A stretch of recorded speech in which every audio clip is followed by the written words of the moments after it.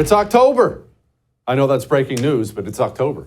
And that, of course, means it's October surprise time.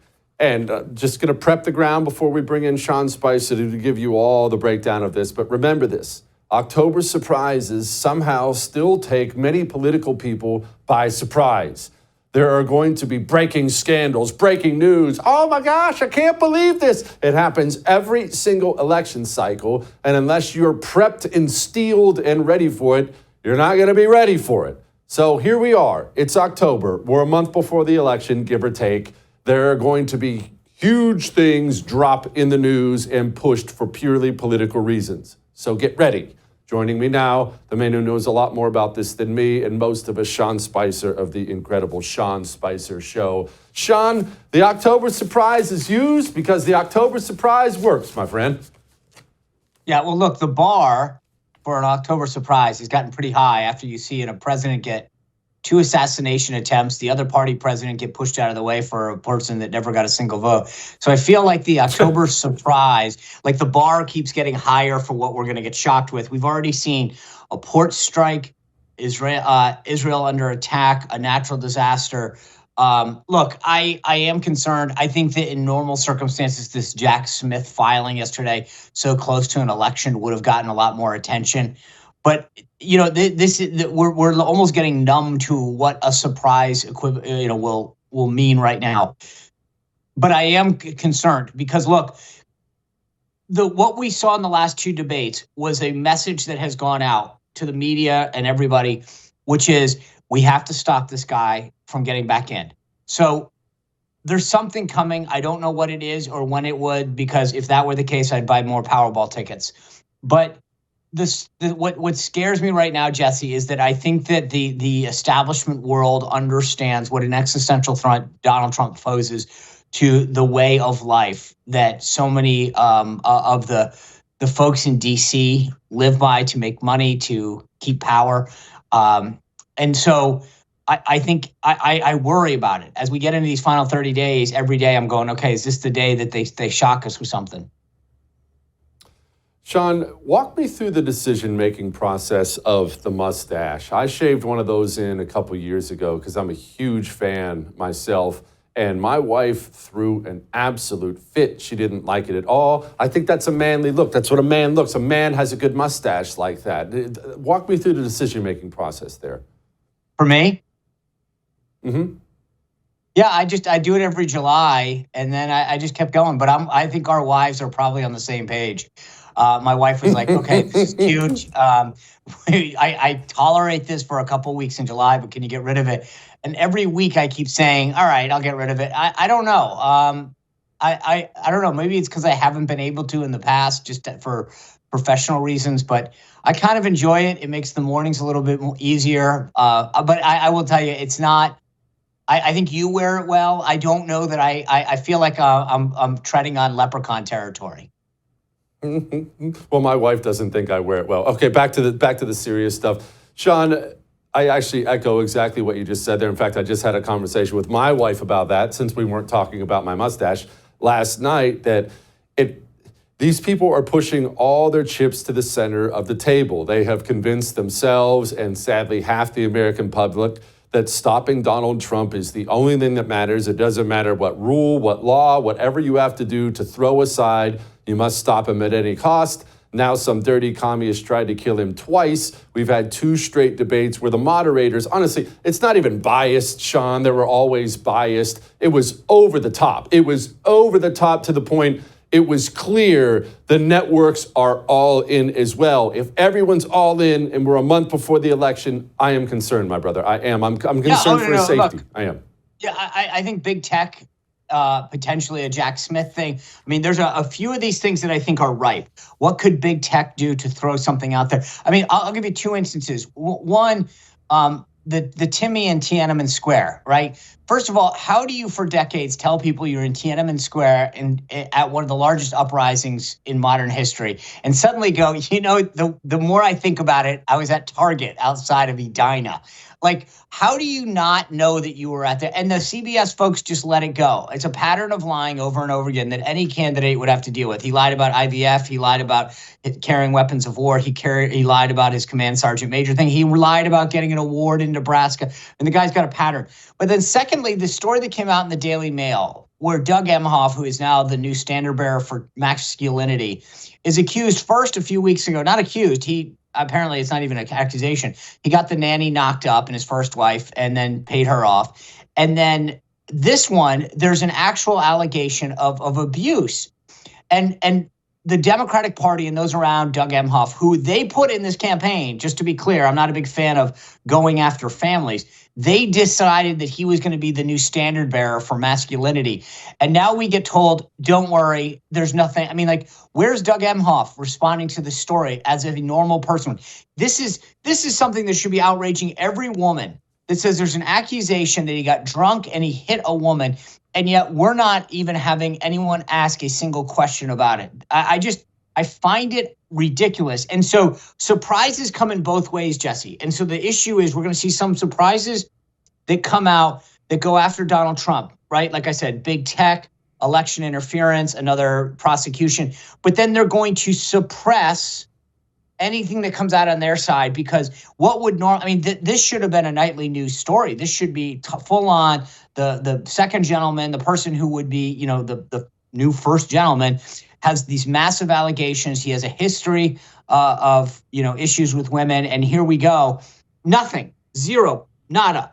And they admitted on the first one, by the way, with the nanny, that they withheld that information in the vetting process when she was up for VP. What else have they lied out? What else is in Doug Emhoff's background? And I get he's not the president, but this is a continued pattern of people around Kamala Harris that have problems.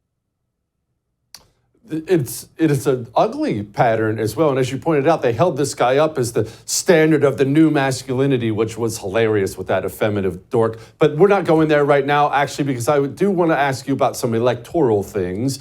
Okay. All right. Obviously, we're not going to make politics anything about Hurricane Helene and the things those people are going through. But North Carolina is a swing state. It's important. It's hard to see how this stuff couldn't have some effect on the election. Donald Trump, to his credit, paused his campaign to go do some things there. But these kind of disasters, do they affect elections, Sean, in any way? Yeah, so there's two ways that they affect the election. Overall, when you're the incumbent, so a Kamala Harris situation, how do you react to that? How do you get aid to folks? So, you look back through her, Katrina, Sandy, et cetera, how the incumbent office holder handled that disaster is important. So that's the one hand. But then the second point, which I think you're getting at, is the electoral piece itself, right? I mean, again, God bless the people who are dealing with this. I hope they get the aid that they, but we're 30 days out from an election. I think we need to talk about this. If you're the Democratic Party in North Carolina, where you've relied on early vote and absentee ballot vote, mail-in vote, and suddenly that's taken off the table, plus the ability to effectively communicate with them through mail, phones, digital, et cetera, right? So if you're down in the Asheville or western area of North Carolina and suddenly communicating with you is troublesome, getting mail to you, you don't have internet or television, then that's a key element that doesn't exist. But then secondly, how can those people cast a ballot? Republicans have a huge inherent advantage on election day voting. And so right now, as long as they, it's October 3rd, can they get everything, these institutions back up? Because most of these local governments, these municipalities are dealing with, as they should be, the issues at hand. I have a feeling that this could potentially really hurt the Democrats, but it's going to be interesting to see how it plays out. You got a lot of rural area out there in Western North Carolina. So the question is, who does it affect more? But I will say, when you're relying largely on absentee and early vote, not just in North Carolina, but in Georgia as well, this could really be a problem for Democrats. And remember, this is 2 of the 7 swing states. I did a Road to 270 on my show last night. I do it every Wednesday. Right now, if Trump takes Arizona, Georgia, and North Carolina, which I believe he will, he only needs to win one of those Midwest blue wall states, Pennsylvania, Michigan, and Wisconsin. And the game's over. He's back in the White House with over 270 electoral votes. Which one of those Rust Belt states, Michigan, Pennsylvania, Wisconsin, looked the best for us? The last time we talked, I know I asked you this exact same question, and I believe you told me Pennsylvania. But does that mean, I don't want to say we're writing off Wisconsin or Michigan. I'm not saying that at all. But is that kind of the game here? Focus on Pennsylvania and just kind of cross your fingers and hope for Wisconsin and Michigan? So I'm going to say something that I haven't even said on my own show. This is where you just went out on timing. Damn you. Is Pennsylvania, I think when you look at the new registration numbers, it's all moving. I mean, you look at these registration numbers and the trend in polls, I feel very good about it for Trump. But I'm going to say this here on your show before I say it anywhere else. I believe that Trump is going to carry all three of the blue wall states. Now, somebody may watch this and say, Sean, you're an RNC guy, you're a Trump guy. But I'm going to tell you, this isn't based on who I want to win. I would tell you, when I do this road to 270 the last couple of weeks, I've shaded Wisconsin and Michigan light blue, then moved in the toss-up. The trend is going in Trump's favor. In Michigan, I'll make this prediction as well. I believe that Mike Rogers will win the Senate race there over Elise Slotkin, the current congresswoman there. The trend is moving. Rogers just went up 5 in the latest Trafalgar poll. Trump is moving in the right direction. You've got to look at the trend and where they're headed. And right now, the trend in all those states, now we're 30 days out, but the trend in every one of those states is pro-Trump. I actually tend to agree with you. That is a jaw-dropping thing to come out and say. I will give you that. But I agree that everything feels like it's going Trump's way. And what frightens me, back to what we were talking about in the beginning, is it seems like Democrats see that as well. And a scared Democrat is a scary thing. Okay, Sean, before I let you go, I have to ask you this. The ground game stuff, I get mixed reviews. I have all kinds of people on the ground in different places, well, just friends of mine. I don't have people, but friends of mine. And in some places I hear, wow, we're doing great, better than we've ever done. And some places I hear, where are they? I don't see the Trump campaign. Where are we? Yeah, so this is where you and I are opposites. I have people, I don't have friends. So you've got the friends, I've got the people. So maybe we should all get together at some point, because I need the friends, not the people. But, look, I will say this. You are not wrong to be worried about this. This is the first time in history where the law now allows outside groups, Turning Point, USA Action, America First Works Action, to handle activities that traditionally had been done by the campaign. When I asked James Blair, the political director of the Trump campaign, on my show, if he had confidence in this, and by the way, I'm going to have Michael Whatley, the chair of the RNC, on Friday on my show. I'm going to ask him the same question. He said to me, James Blair, unbelievably honest, I have more confidence in some than others. That is not a ringing endorsement, Jesse. That's concerning.